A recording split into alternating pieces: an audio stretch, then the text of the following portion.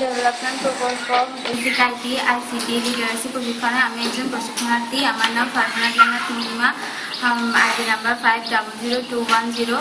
আমাদের 15 দিনের কোর্সে আজকে সপ্তম দিনে আমরা পাওয়ার পয়েন্টের কাজ শিখছি।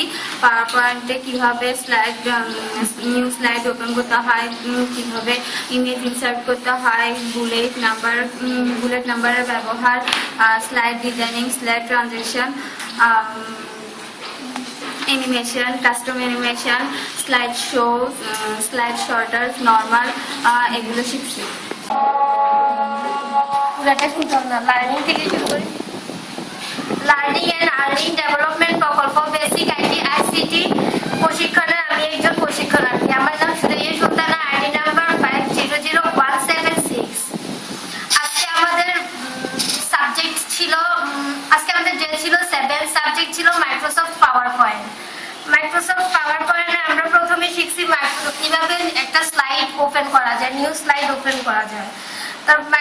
ওখানে টাইটেল স্লাইড দেওয়া যায়, বুলেট লিস্ট করা যায়, সাইডে ডিজাইন করা যায়, সাইডে কালার করা যায়। এরপর আমরা শিখছি অ্যানিমেশনের মধ্যে slide animation, transistor, custom animation ইত্যাদি। এবং কাস্টম অ্যানিমেশনের মধ্যে বিভিন্ন ইফেক্ট দেওয়া যায়।